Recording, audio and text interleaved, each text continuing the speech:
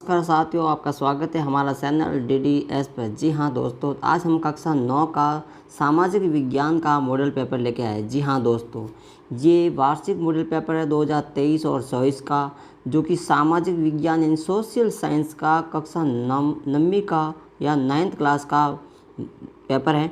यहाँ पूर्णांक 100 अंकों का है और 3.25 घंटे का समय। जी हाँ दोस्तों, तो यह आपके लिए बहुत ही इम्पोर्टेंट पेपर, जो कि आपके जो कभी कहीं परीक्षा बाकी हैं या जब पेपर की जो आंसर की हम आपके सामने सॉल्व करने वाले हैं। जी हाँ दोस्तों, तो आज जो आपके सामने जो पेपर लेके आए हैं वो है सामाजिक विज्ञान। सामाजिक विज्ञान का संपूर्ण पेपर की जो आंसर है हम आपको सॉल्व कराने वाले हैं। तो आप ध्यान से इस कॉपी पेन लेके बैठिएगा और आप इस पेपर को पूरे मिलाइएगा। आपके कितने नंबर आते हैं 100 में से। तो चलिए हम आपको फटाफट इस प्रश्न के जो उत्तर हैं वो बताने वाले हैं। तो इस पर वीडियो को बिना स्क्रिप्ट किए ध्यान से देखिएगा और दोस्तों अच्छा लगे तो लाइक और सब्सक्राइब जरूर करिएगा। चलिए फटाफट शुरुआत करते हैं। देखिए पहला प्रश्न है, जहाँ पे विकल्पिक प्रश्न है खंड अ में, इसमें दे रखा है खंड अ में कि बहुविकल्पिक प्रश्न है, प्रत्येक अंक 1 अंक का है कि निम्नलिखित में से भारत की जो यामांतर रेखा कौन सी है। तो इसमें सही आंसर होगा डी, 82.5 डिग्री पूर्वी देशांतर रेखा। जी हाँ दोस्तों, पहले का सही आंसर क्या आ जाएगा, डी। दूसरा है प्रश्न है, प्रथम भारतीय वन अधिनियम लागू कब किया गया। तो इसका आंसर होगा बी, 1865 में। 1865 में। तीसरा प्रश्न है, राजस्थान के प्रसिद्ध सराभाई समुदाय कौन है। जो पशुओं को जो सराहते हैं ना, उनमें कौन सी कम्युनिटी है। तो आएगी राइका या देवासी या रबारी। तो इसका सही आंसर होगा सी। तीसरे का क्या होगा, सी।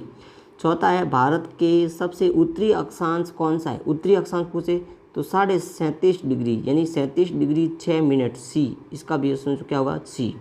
पांचवा है, निम्न में से व्यापारिक महत्व वाले वृक्ष कौन से हैं। तो सभी होगा, महोगनी, रबड़, रोजवुड उपयोग सभी। इसका भी होगा डी। अगला जो प्रश्न है आपके सामने, क्षेत्रफल के आधार पर भारत का सबसे बड़ा राज्य कौन सा है। तो सबसे बड़ा राज्य होगा राजस्थान। क्या होगा, राजस्थान। तो इसका सही आंसर क्या होगा, बी। अगला है, भारत में पहली बार जनगणना कब हुई थी। तो अंग्रेजों के समय पहली बार 1872 में हुई थी। तो इसका होगा अ। अगला है, किसने कहा था कि औद्योगिक समाज की पूंजीवादी समाज है। तो ये कहा था डी, कार्ल मार्क्स के द्वारा। जी हाँ दोस्तों, कार्ल मार्क्स के द्वारा कहा गया था।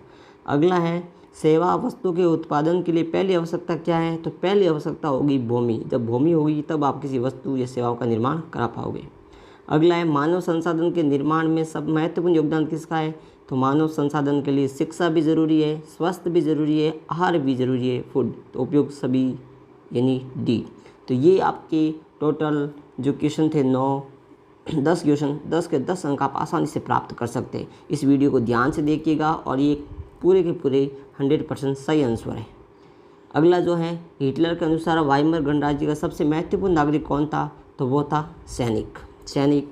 पालमपुर गांव का मुख्य व्यवसाय क्या था। तो कृषि। क्या था, कृषि। बम्पर स्टॉक के माध्यम सरकार के जो अधिपति अनुज गेहूं चावल का भंडार कौन करता है। तो ये करता है भारतीय खाद्य निगम। अगला है, थार के मौसम में क्या पाए जाते हैं। तो ऊँट। क्या पाए जाते हैं, ऊँट। बोले तो कैमल। अगला है, एक विशेष समय एक क्षेत्र के वायुमंडल की अवस्था को क्या कहा जाता है। तो क्या कहा जाता है, मौसम। क्या कहा जाता है, मौसम। शहरी क्षेत्र में बेरोजगारी पाई जाती है। कौन सी बेरोजगारी होती है, प्रच्छन्न बेरोजगारी। मौसम में बेरोजगारी कहाँ पाई जाती है। तो ये पाई जाती है ग्रामीण क्षेत्र में। कहाँ, ग्रामीण क्षेत्र में। अगला है, मनरेगा अधिनियम बना कब। तो ये अधिनियम वैसे तो ये बना था 2005 में, लेकिन आपके इसमें ऑप्शन नहीं है तो इसका सही आंसर हो जाएगा 2004। क्या हो जाएगा, 2004। अगला जो आपके सामने है वो है, भारतीय संविधान के निर्माता कौन थे। तो थे अम्बेडकर। कौन थे, अम्बेडकर। भारतीय चुनाव कराते हैं तो कौन कराते हैं, चुनाव आयोग। सिमलीपाल जीवमंडल नियम किस राज्य में है। तो ये इसका सही आंसर हो जाएगा उड़ीसा। क्या हो जाएगा, उड़ीसा। अब है लघुत्रात्मक प्रश्न, जो कि एक या दो पंक्ति, एक पंक्ति के अंदर अंदर इसका आंसर देना है 2 नंबर के। तो इसमें देखिए पहला जो प्रश्न है कि भाई गोखरू झील क्या है। तो दोस्तों गोखरू झील वह गोखरू झील जो अपवर्तनात्मक होती है और ये आकार कैसा होता है, सपाकार होता है। यानी जो गाय के जो पैर होता है ना, उसी आकार के ये बनी होती है, कट के चंद्र आकार की, इसलिए इसे गोखरू झील भी कहा जाता है। अगला जो 22वां प्रश्न है, सिंधु जल समझौता क्या है? तो सिंधु जल समझौता दोस्तों भारत और पाक यानी पाकिस्तान के बीच हुआ था। ये समझौता 19 सितंबर 1959 के बीच में हुआ था, जो कि सिंधु जो जल नदी है उनके सहायक उन जल के बंटवारों के लेके हुआ था। ठीक है। अगला है आम्रवर्षा दोस्तों। क्या है? आम्रवर्षा। तो आम्रवर्षा किसे कहते हैं? तो आप लिख सकते हैं केरल और कर्नाटक के जो तटीय क्षेत्र में गर्मियों के अंत में और मानसून से पहले जो वर्षा होती है उस वर्षा को क्या कहते हैं? आम वर्षा, क्योंकि इस मौसम में आम इस वर्षा से जल्दी पक जाते हैं, इसलिए इसे आम्र वर्षा भी कहा जाता है। अगला 24वां है, मौलिक अधिकार से आप क्या समझते हैं? तो मौलिक अधिकार वे होते हैं जो बुनियादी मानवीय के लिए बने होते हैं। किसके लिए? बुनियादी मानवीय के लिए, जो अपने अधिकारों के संरक्षण करते हैं। अगला है जैव विविधता क्या है? जी हाँ दोस्तों, अगला प्रश्न क्या है? जैव विविधता क्या है? तो पृथ्वी पर जीवन की विविधता। जी हाँ दोस्तों, क्या लिखोगे? पृथ्वी पर जीवन की जो विविधता है, क्या है? विविधता और परिवर्तनशीलता ही जैव विविधता कही जाती है। इसके बाद सरकार के मोंटेस्क्यू का क्या विचार था? तो मोंटेस्क्यू का विचार था कि जो शक्तियाँ का पृथक्करण करती है, सरकार क्या करती है? अलग अलग जो सरकार आएगी ना, तो सरकार शक्तियाँ को क्या करती है? ये पृथक्करण करती है, यानी अलग अलग करती है। तो आप लिख सकते हैं पृथक्करण। अगला है सारागारों की क्या समस्या रही है? ये आप लिख सकते हैं। औपनिवेशिक काल में ईसाई समाज में क्या बदलाव आया? तो आप बदलाव लिख सकते हैं कि बुजुर्ग और योद्धाओं के बीच उम्र का जो अंतर था वो बढ़ चुका था। फिर आप लिख सकते हैं खादर क्या है? तो दोस्तों खादर आप लिख सकते हैं, क्या लिखोगे? खादर कि जो प्रत्येक वर्ष में, जो कि ये जो ऊपरी का भाग है जो यूपी और बिहार वाला, जो प्रत्येक वर्ष नदियों के बाढ़ का आना ही उस भाग को क्या कहते हैं? खादर। क्या कहते हैं? खादर। अगला है मैंग्रोव वन कहाँ पाया जाता है? तो मैंग्रोव वन आप लिख सकते हैं उष्ण कटिबंधीय और उपोष्ण कटिबंधीय क्षेत्र में वन पाया जाता है। ये दो नाम लिख सकते हैं। अगला है प्रधानमंत्री के 2 कार्य। तो प्रधानमंत्री लोकसभा का प्रमुख नेता होता है और सभी मंचों का संचालन करता है, और जो अपने मंत्रियों के बीच जो निर्णय लिया जाता है वो राष्ट्रपति तक पहुंचाने का काम कौन करता है? प्रधानमंत्री। अगला है भारत के आकार के बारे में संक्षिप्त परिचय लिख सकते हैं। भारत का जो आकार है कि वो किस तरह से आकार बना हुआ है, उस आकृति के बारे में उसकी विशेषता लिखनी है आपको, वो आप लिख सकते हैं कि भारत के उत्तर में हिमालय है, दक्षिण में हिंद महासागर स्थित है, पूर्व में 7 बहनों वाले 7 सिस्टर हैं। ठीक है, ये आप लिख सकते हैं। और पूर्व अरब सागर है कि भारत की जो आकार है एक खड़ा है। फिर लक्षित सारणी प्रणाली आप लिख सकते हैं, या जनसंख्या में होने वाले परिवर्तन लिख सकते हैं। रूढ़िवादी रेडिकल जो अंतर है वो आप लिख सकते हैं। रूढ़िवादी जो परंपराओं से चले आ रहे जो नियम कायदे, रेडिकल होते हैं जो अमूलचूल परिवर्तन करने वाले होते हैं। अप्रैल थ्योलिसिस क्या होती है? तो आप लिख सकते हैं अप्रैल थ्योलिसिस रूसी इतिहास के अंदर जो 1917 के अंदर सोवियत संघ के ऊपर जो नियंत्रण किया था उसे अप्रैल थ्योलिसिस भी कहा जाता है। फिर अगला क्या है? अगला प्रश्न है अब जर्मनी पर आर्थिक महामंदी का क्या असर पड़ा? तो आप लिख सकते हैं आर्थिक कठिनाई का सामना करना पड़ा जर्मनी को। अस्थिरता पैदा हो गई थी जर्मनी में आर्थिक मंदी से, और बेरोजगारों की संख्या बढ़ गई थी। अगला जो प्रश्न आपके सामने है वो है इस प्रकार है। अगला जो आपके सामने प्रश्न है, भारत की जलवायु को प्रभावित करने वाले कोई 2 कारक। तो आप 2 कारक लिख सकते हैं। एक लिख सकते हैं मानसूनी हवाएं, और दूसरा लिख सकते हैं हिमालय जो पर्वत हैं, ये भी भारत की मौसम को प्रभावित करता है, हिमालय पर्वत। अगला है भारतीय संविधान कैसे बना?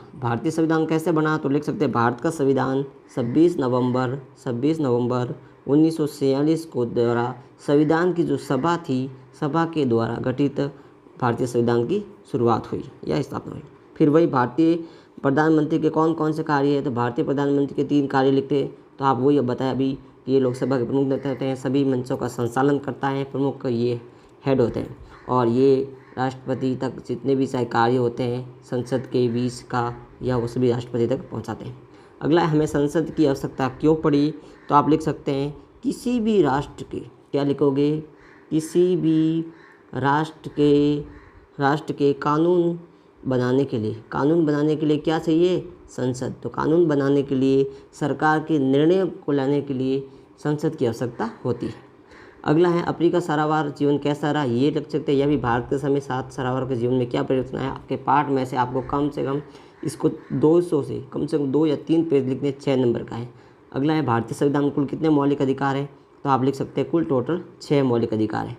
कौन कौन से हैं? तो समानता का अधिकार, स्वतंत्रता का अधिकार, शोषण का विरोध का अधिकार, धर्म स्वतंत्रता का अधिकार, ऐसे 6 अधिकार हैं। इनमें से आप 3 अधिकार, समता का अधिकार, स्वतंत्रता का